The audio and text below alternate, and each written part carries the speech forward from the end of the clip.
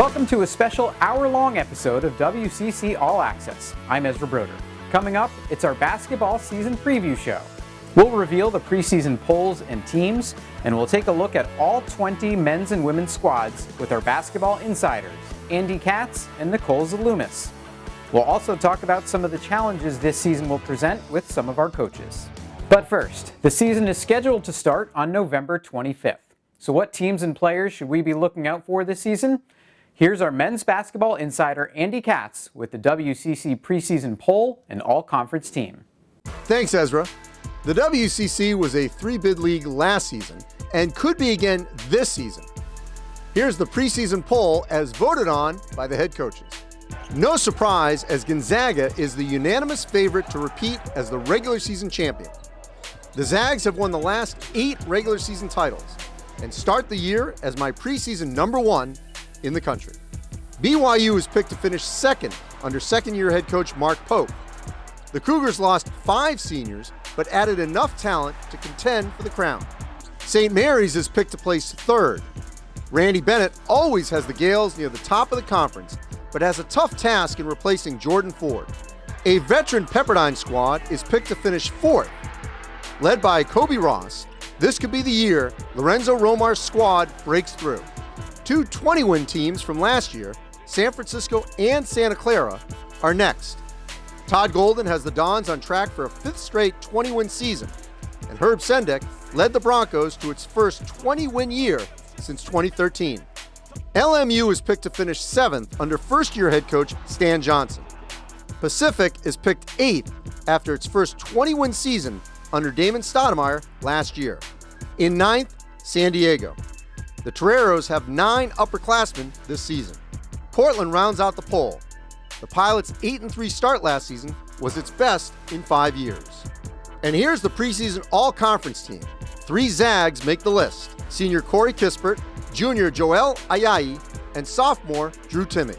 A pair of Waves, senior Kobe Ross and junior Kessler Edwards, are on the squad. Alex Barcelo of BYU, Jamari Bouye of San Francisco, LMU's Eli Scott, Matthias Toss of St. Mary's, and Santa Clara's Josip Vrankic all make the team. Thanks, Andy. As expected, Gonzaga is the favorite to win the conference title. In fact, Andy has the Zags as his preseason number 1 team in the country. Take a look as he talks about that with head coach Mark Few and the Bulldogs. Mark, a year ago you said there were a lot of questions. How do you feel going into this year?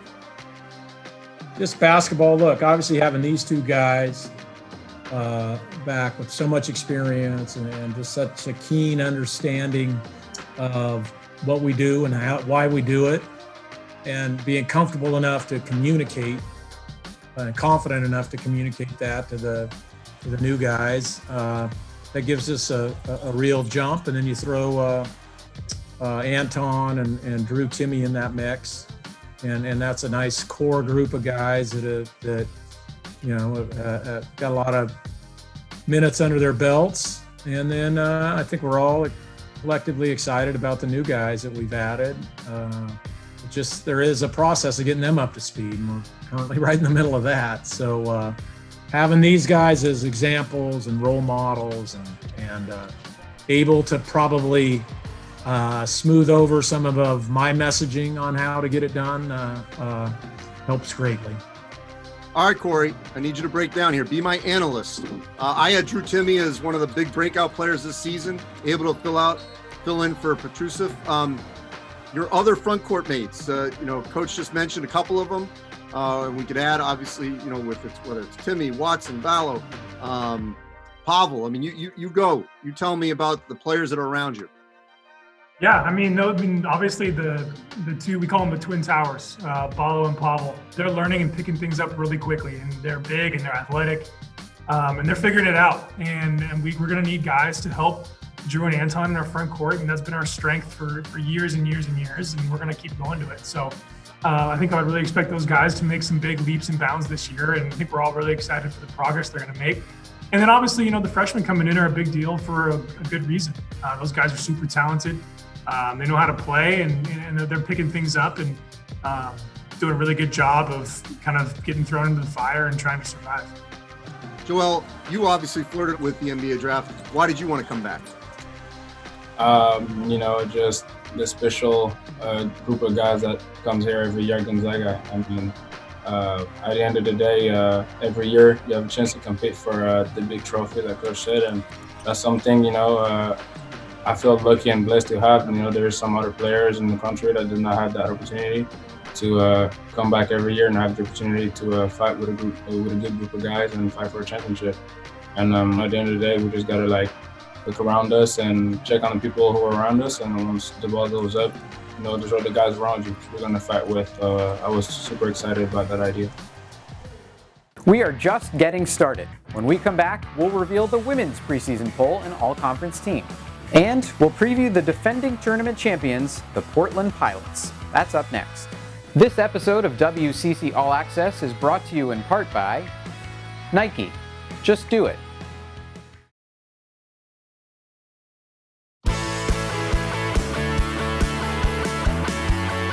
We're back on WCC All-Access. I'm Ezra Broder. Last year was as competitive a women's basketball season as ever. How is this year going to shake out? Let's bring in our women's basketball host, Nicole Zaloumis. Thanks, Ezra. The WCC is hoping to get multiple teams in the NCAA tournament this year. Let's see how the coaches think it will play out. Here is the preseason poll. Gonzaga is the favorite to win the regular season title for the 8th straight year. The Bulldogs have won it in 16 of the last 17 seasons. BYU is picked to finish second. The Cougars boast one of the country's best defenses, including the nation's leading shot blocker, Sarah Hampson. Portland comes in third. The Pilots won the WCC tournament title last season after being picked to finish last in this very poll. San Diego is projected to finish fourth. The Toreros return the nucleus of a squad that finished in second place last year. In fifth, St. Mary's. The Gales have recorded at least 10 conference wins in 10 of the last 11 seasons. Pacific is picked to finish sixth. The Tigers return 11 players from last year's team, including 4 seniors. The rest of the poll has Pepperdine in 7th, LMU in 8th, Santa Clara in 9th, and San Francisco in 10th.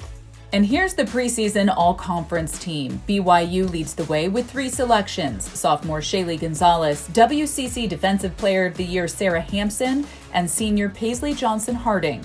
Portland, Gonzaga, and Pacific each have 2 representatives. Pilots junior Haley Andrews and WCC Newcomer of the Year Alex Fowler are on the squad. Seniors Jen Worth and Jill Townsend, the WCC Player of the Year, rep the Zags. And Tiger seniors Valerie Higgins and Brooklyn McDavid make the team. San Diego senior Maya Pace and St. Mary's junior Sam Simons round out the squad. Last year's Portland squad showed us how these preseason polls can be used as motivation. They were picked to finish last and ended up winning the conference tournament. Here's Nicole with the Pilots. And the Portland Pilots will go dancing for the first time since 1997. WCC champions and a dramatic finish. Coach, I can't imagine if you've experienced anything like that in your coaching career. Let's go back to last season now that you've been able to reflect a little bit. How did you address the girls with an abrupt season ending after such an incredible run?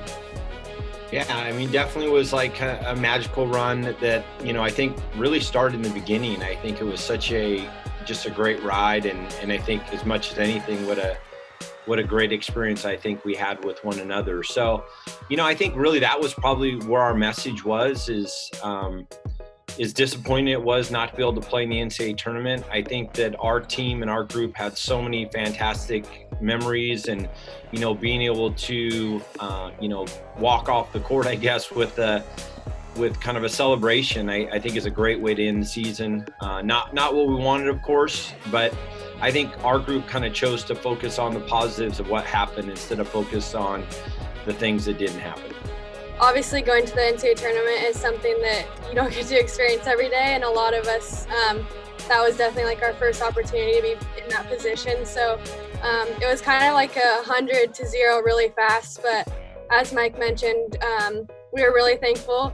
It was an experience that a lot of people didn't get to experience in itself, being in that spot at the tournament. So we had a ton of fun in that run, and we just tried to focus on those moments rather than thinking of what it could have been like. with the coaches poll coming out and your current ranking, do you guys feel like they got it right? And does that just motivate you even more? Haley, let's start with you.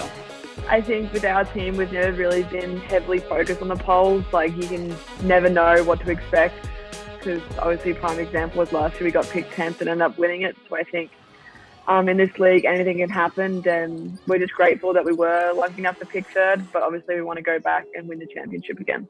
The biggest thing is knowing that we had that in the past, and now we just have even more to prove and just even more to improve on as a team.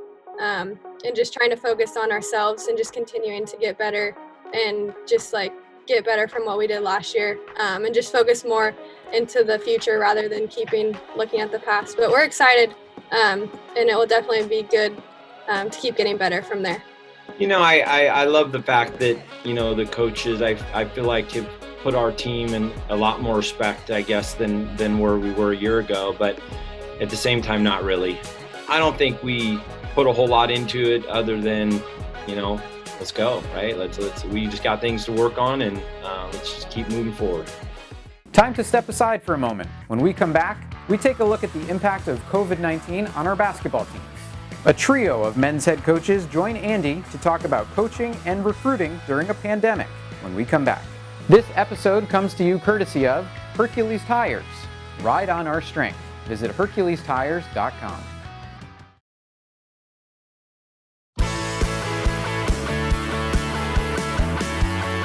Welcome back to WCC All-Access. I'm Ezra Broder. The global pandemic we're all living through has no doubt changed our lives, and that includes our basketball coaches. Andy talked with three of them: San Francisco's Todd Golden, Pacific's Damon Stoudemire, and LMU's Stan Johnson, about how coaching and recruiting has changed. The topic I want to sort of unpack here is just how you're dealing with an unprecedented season and trying to coach through COVID. Stan, I want to start with you because I thought you had the most obviously unique situation because you took a job during this. You were at Marquette as an assistant. You had to make that decision of when I even moved to California, really at the beginning of the lockdown that was across the country. So what was that like to try to build a program when you couldn't even get your feet on the ground in California when you were in Wisconsin? Incredibly hard. I mean, my first 3 months or so, my office was in my living room in Wisconsin, trying to run a program out here. It's hard enough when you get a job, and it's incredibly hard when you have to get a job during a pandemic that no one's ever experienced. But my motto here has been, we have to win the weight, and there's so many things in our program we need to get better at, not only on the court, but structurally. And this has given us a chance to push pause and really like dive in deep. And I felt like the last 7 months, we were able to do some things maybe we weren't gonna do had it been normal. So that's been our approach. It's just every day putting one foot in front of the other because it remains fluid. What was that like in terms of trying to get your players at some point maybe together to work out in some form or fashion when you knew that at some point you would be together, but you really didn't know exactly what date? Truthfully, you know what I did? I relied on my NBA days, and I kind of took it like it was the lockout. And so I gave them space. I let them breathe. I had to, I let them breathe during that time. The only thing I really concentrated on was academics. Everybody's in the same thing, and everybody has a different way to skin the cat or what they're trying to do, and it's all new to each and every one of us. But I think I had to try, from that standpoint to use, telling my coaching staff, this is like the lockout.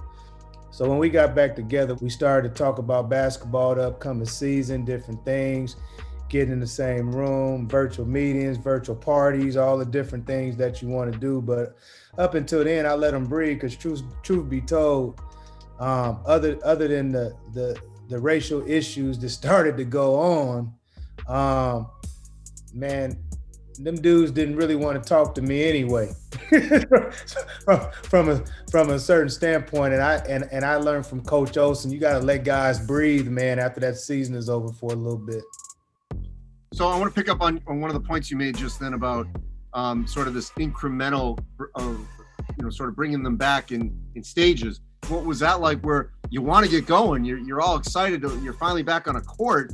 but you have to actually go in these stages because that's what's basically being ordered by either your school or your health department. It was really important to just try to get our guys to understand the long game, so to speak. And, you know, I was really passionate about getting our guys back as soon as we could, and that took a while. And then the challenge was, you know, we couldn't do anything inside for about the first month, you know, so we were out doing our strength and conditioning, socially distanced on the soccer field, and trying to keep things light that way. And then finally, when we got into the gym, we were doing one ball, one basket, and, you know, not able to play any pickup or do anything like that. So then the guys start wondering, well, what are we even doing here if we're not able to play basketball? You know, so trying to keep them focused that way, to understand like, hey, this is going to be incremental and we got to get through this step to then get approved to do the next thing. And those weren't fun conversations, and those were, you know, challenging to kind of try to get them to stay focused on, you know, those 2 week periods at a time. And fortunately now we're back in and we're practicing, and now we see why we were doing those things, but it certainly wasn't an enjoyable period building up to where we are right now. Coming up next, they were a buzzer beater away from being WCC tournament champions. We break down the USD women. And she's back. Shaylee Gonzalez is bound to have a major impact on the conference this year. We talk BYU hoops after this. You're watching this episode thanks to our sponsors. Heffernan Insurance, because you're different.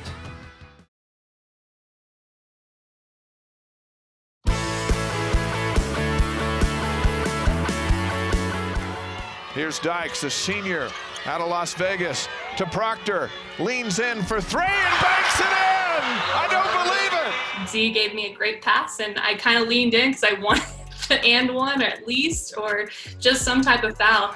And honestly, when I threw it up, I'm actually looking at the pictures because they had a couple still shot pictures of me, and I was like literally like, please just go in. I think I had a couple tears in my eyes, like just praying it went in. So it was just a very lucky shot, I would have to say. But I gave her the ball and I was confident. I was like, she's gonna score. I did not expect it to be that way. Purcell has it stripped.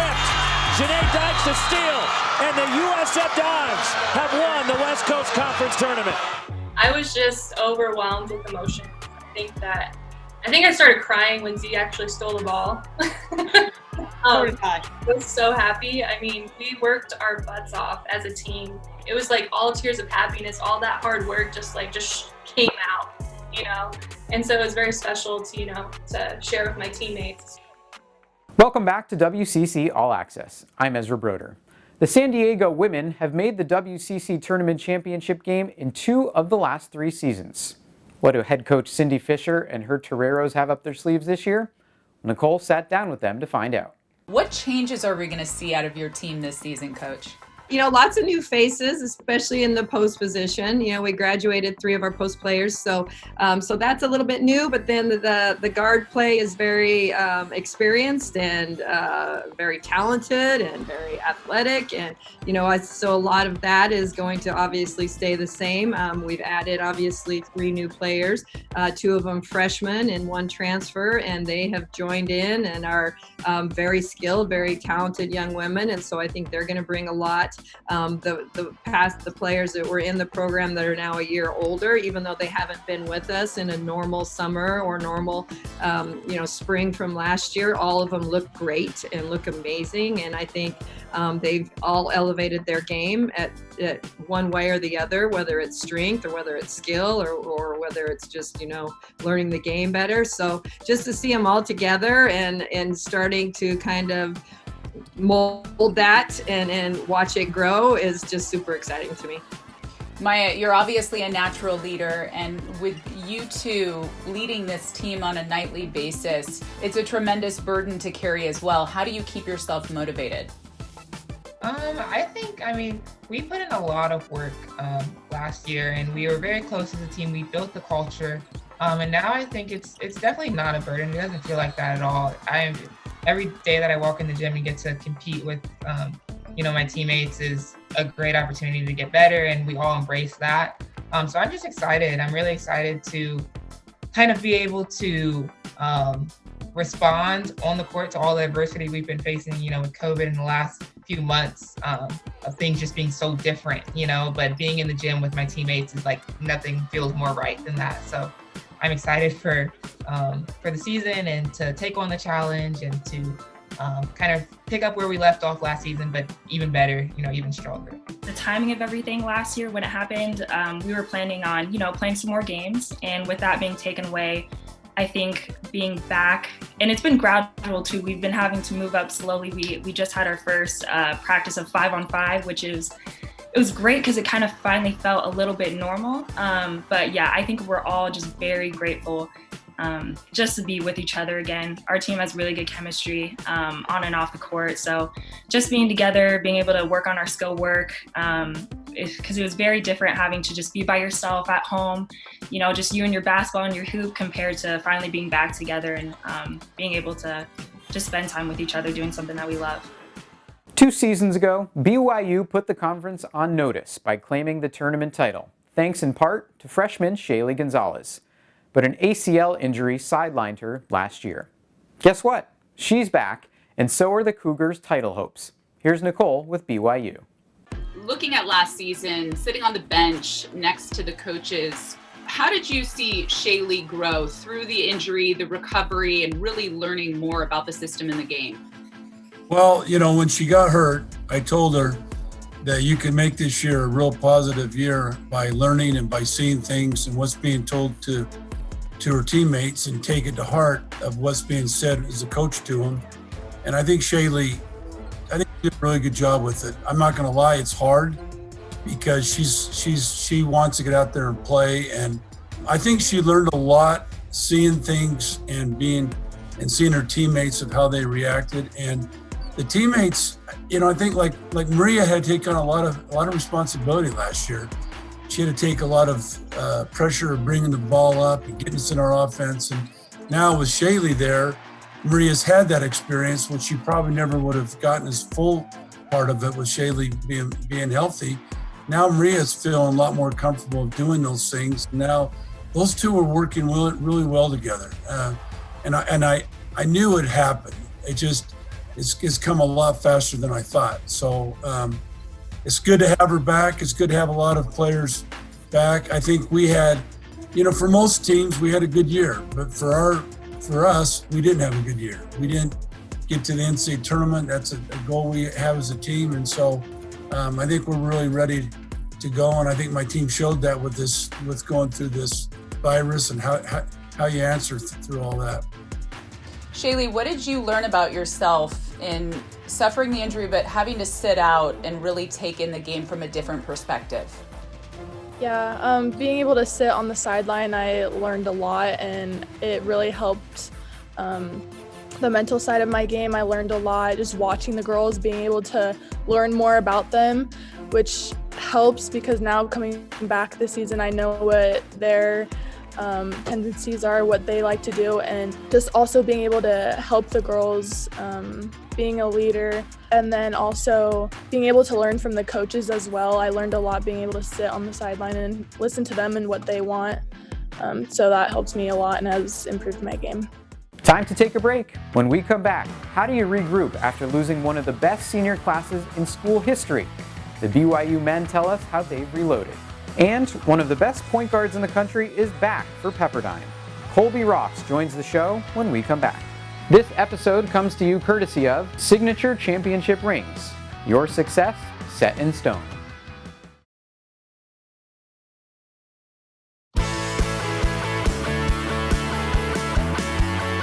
Welcome back to WCC All-Access. I'm Ezra Broder.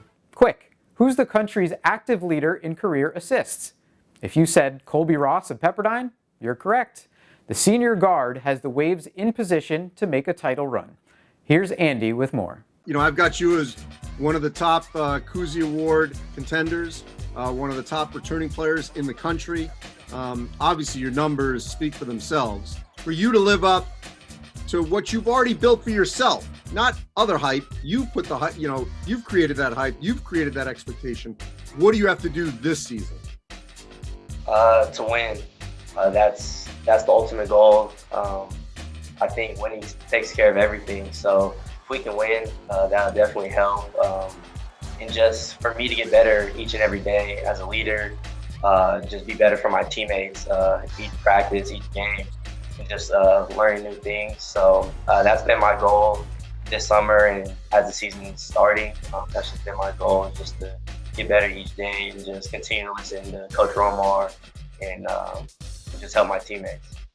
All right, so he's not going to, and I don't expect him to sort of break his own game down and the way in which he helps players like you. So I need you to do that for me. Yeah, to start, it's very fun and easy playing with Kobe. He's a pretty natural playmaker, and he's pretty good at, putting guys in a good position with the basketball.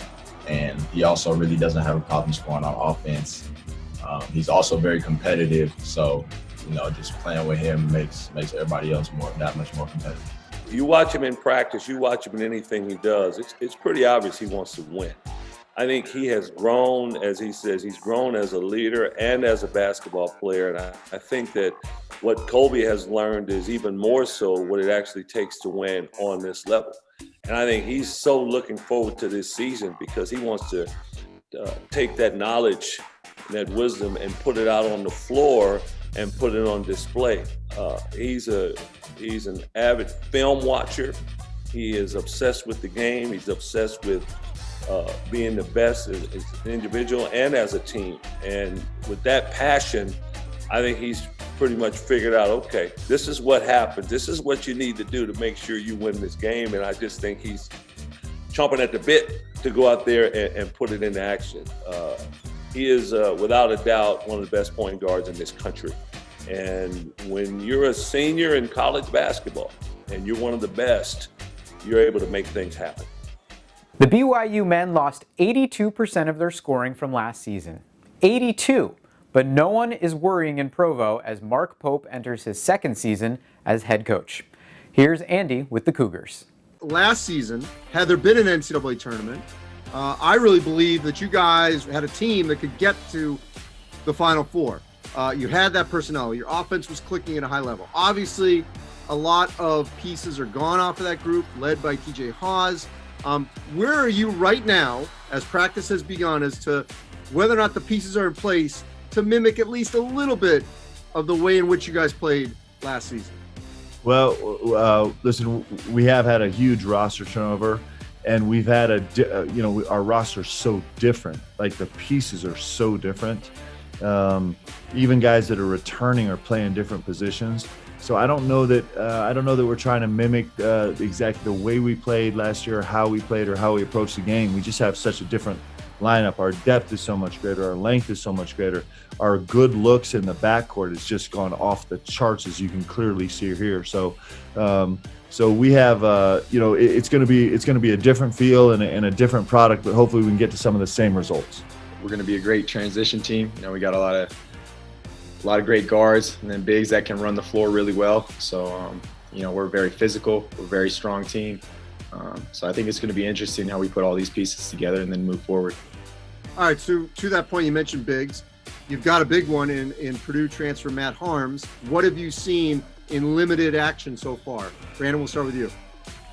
The dude is just like, he's everywhere, I feel like. I mean, he's on the offensive glass. He's defensively, every time you get in the paint, you have to be mindful of it.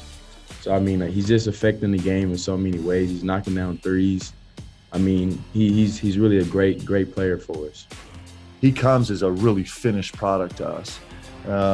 And we play a little bit of a different style, and so hopefully we can add a little bit of looks to what Matt does. And so he's also brought a great leadership to our team in terms of he's got a everyday urgency, but it comes with kind of a calmness of, like, he knows he's going to come bring the same urgency tomorrow and the next day and the next day. And so I think about these three seniors, and seniors are important, and we're in good hands with these three guys, and Matt certainly is a huge part of that. Let's take a breather. When we come back, we take a look at the favorite to repeat as regular season champs, the Gonzaga women. And a trio of head coaches talk with Nicole about keeping active during quarantine. That's coming up when we return. This episode of WCC All-Access is brought to you in part by University Credit Union, who invites WCC alumni and fans to bank with their brain and open an account today.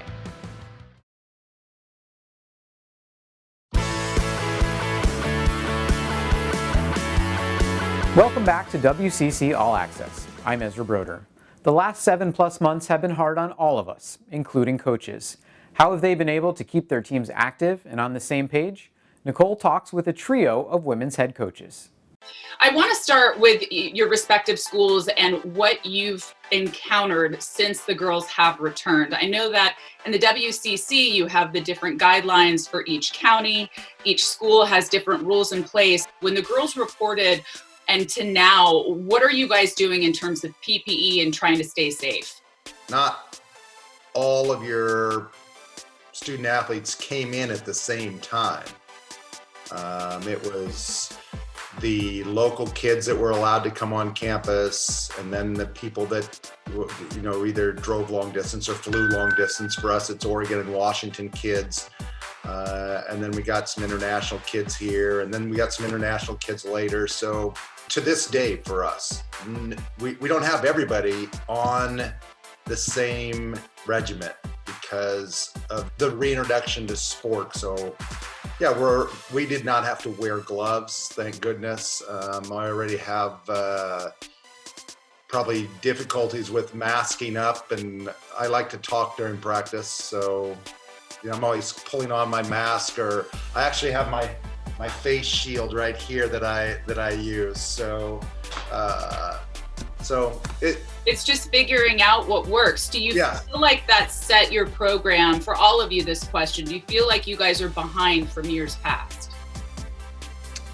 Well, I don't know. Behind, sure. From the last couple of years, absolutely. But I think we've all been around coaching long enough to go back to before we were able to start practice 42 days before, and we only were able to start October 14th, really, which is what we're on now. So you kind of pull those practice plans in those years back and see what you did and how you did it, and try to slowly, as Paul was talking about, slowly integrate the athletes back into full game mode / practice mode, to try to avoid these injuries, because our athletes, as we were talking about, some have been able to do certain things if they were in certain areas in Australia, for example, and others that were in Utah, or not so in California, or not so in certain areas of Australia. Everybody's coming in at a different level, so it has been a challenge. But we've kind of pulled from the playbooks from, I don't know however long ago that was, 10 some odd years ago. Kristen, when you look at team building and kind of how the girls have changed throughout the pandemic, have you noticed a significant change in your team? I would say our girls seem really grateful just to be back. They're really excited to be back together. They're just a lot, which is, and us too, right? We're grateful to have them back. I would think that's probably the biggest change. I mean, obviously, in terms of everybody had access, like, Coach Bradley and Coach Paul were talking about, like, everybody had access to different things depending on where they lived. LA kids didn't have access. Hoops were taken down in parks, right? And in fact, out in my neighborhood, there's still block cylinders up covering the hoops. And so, depending on where the kids were located, some of them didn't have access to that stuff. And so they're just grateful to be back. They're grateful to, be inside. So I just notice a lot more gratitude. And we talk about when we get frustrated, or when there's a long day, or when we make a mistake, we just kind of talk about, okay, well, remember how 3 months ago we were all sitting here wishing we were here, and now we're here. So just trying to keep perspective on that. And then I do want to echo what Bradley said. I thought he did a great job in terms of, like, for us last year, just super grateful that we had a conference tournament and that it got finished, because a lot of sports didn't get that. So I think we're very fortunate in that situation. It comes as no surprise that the Gonzaga women are favorites to win the WCC. After all, they've won 4 straight regular season titles and 13 of the last 14. Let's go to Nicole, who's with the Zags. Coach, I know when you suffer a loss like you do, what's your focus this offseason? What are you really trying to hammer down on? There's some areas we need to clean up. We have this team that hasn't really, on paper, we look really good, but we haven't really done anything yet as a collective group. A lot of the players have had high success and won awards and won games and championships, but just trying to focus on this team being our very best. There are some parts to the games that we lost, not just the last one, but to the couple others that we had lost last season, that are things that we want to grow on. you look at what we lost in Jesse and Katie with graduation and what their strengths were and how we can fill in those gaps and transform ourselves into the best version of this team that we can be. Jill, with it being your senior year, what individual goals have you set for yourself? I haven't really set too many individual goals. I just have been, ever since I was a kid in high school, I've always wanted to go Sweet 16 and beyond. Like, that was a goal when I got into college.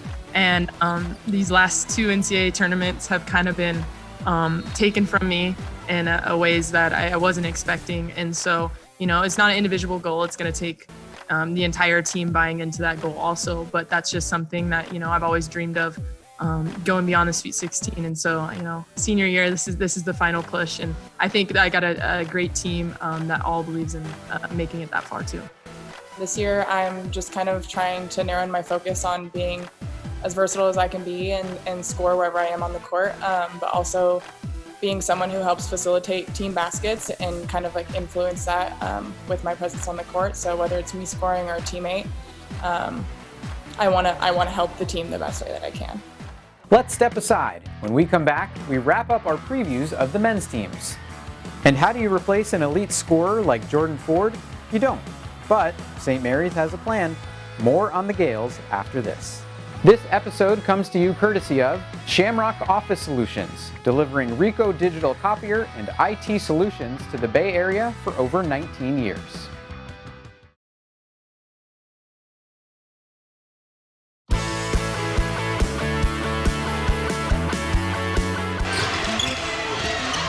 Got to shoot it to tie it. Before that shot, I hit like 2 more shots, so my confidence level was really high. I knew I had the ball in my hands. I knew it was like 3 seconds left. I had to get it up. I didn't care what I got up. I just had to let it fly, give it a chance, and it happened to go in. So, thank God.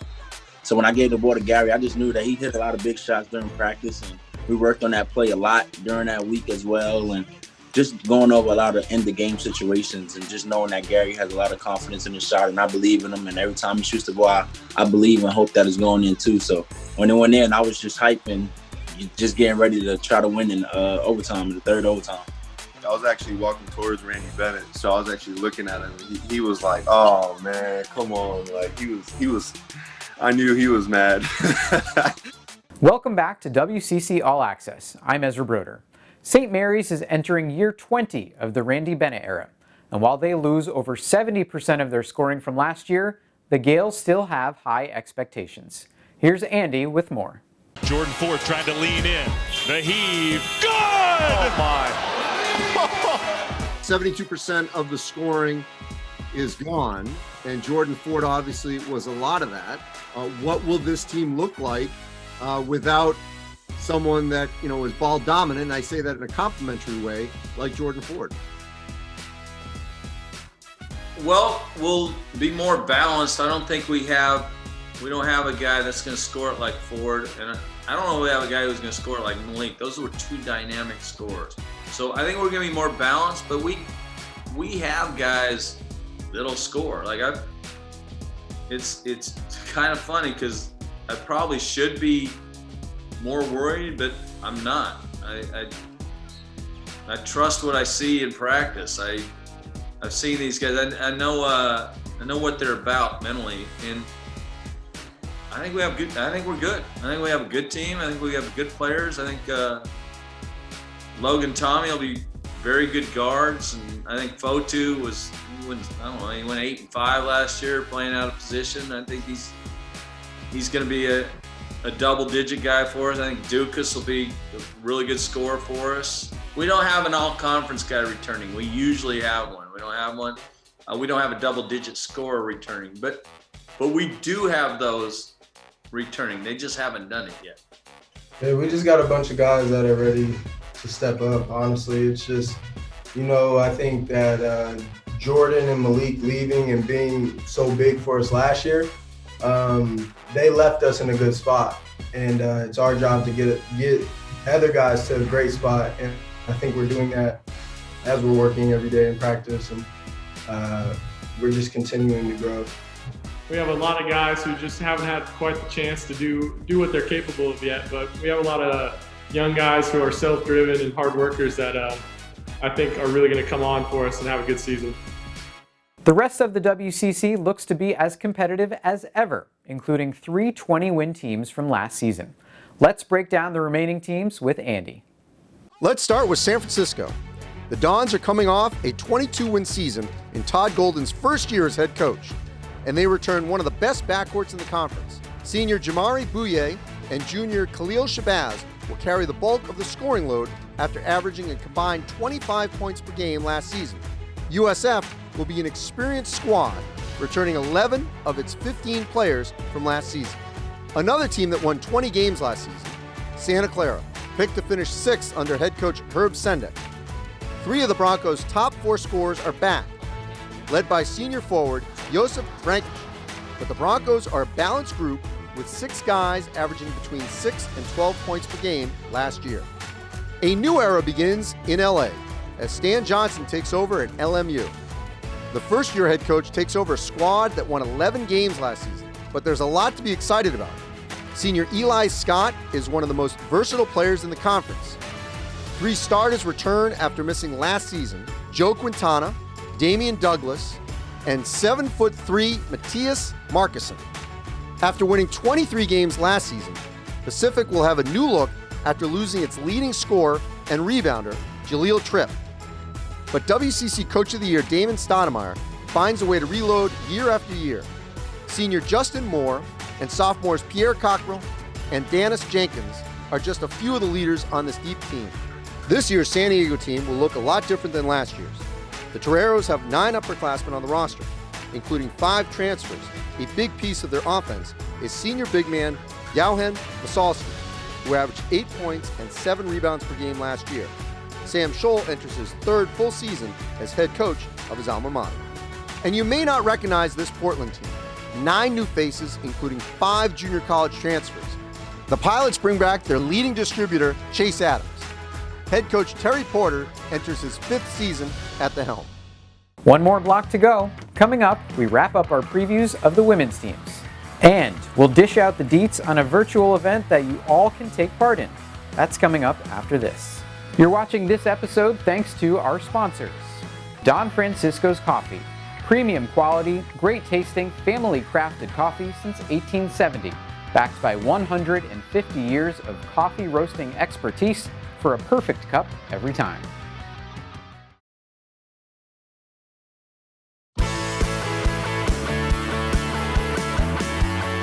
Time to lace up your running shoes. The WCC Virtual 5K starts at the end of November. You can run or walk the 3.1 miles from wherever you are between November 28th and December 8th. There's no fee for WCC students.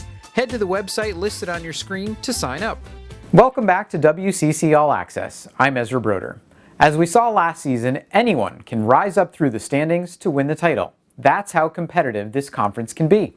Let's take a look at the rest of the women's teams with Nicole. Let's start in Moraga with St. Mary's. The Gales bring back 3 of their top 4 scorers from last season. But leading scorer Sam Simons is opting out of the season due to COVID-19. Junior Tacey Whedon was one of the best 3-point shooters in the country last season, and seniors Maddie Holland, Emily Cotting, and Brianna Simonich give the Gales a solid core. Pacific will be led by the dynamic duo of Valerie Higgins and Brooklyn McDavid. Higgins was 6th in the country in steals last year and is one of the best all-around players in the conference. McDavid finished 2nd in the WCC in field goal percentage. The Tigers have won at least 15 games in each of the last 3 seasons under head coach Bradley Davis. The Waves are hoping to make a splash in Kristen Dowling's 2nd year as head coach. Last season, Pepperdine advanced to the semifinals of the WCC tournament, but this year's squad will look a little different, as 3 of its top 5 scorers are gone. LMU brings back 3 of its starters from a year ago. Senior Jasmine Jones was a double-digit scorer last season and led the Lions in rebounds, while sophomores Cece Ellington and Aspen Adams will provide a scoring boost. Santa Clara will have a different feel with 5 freshmen and 2 transfers on the team. 3 starters are back though, including leading rebounder Ashlyn Herlihy. Bill Carr enters his 5th season as head coach of the Broncos. And San Francisco has reason for optimism after winning its last 3 regular season games last year. Junior Layla Vigil will be a focal point of the offense after averaging a double-double a year ago. And that'll do it. Thank you so much for watching WCC All Access and for sticking with us for the full hour. We'll see you next time. This episode was brought to you in part by Reveal Suits, the official business apparel partner of the West Coast Conference. It's what's inside. Visit revealsuits.com.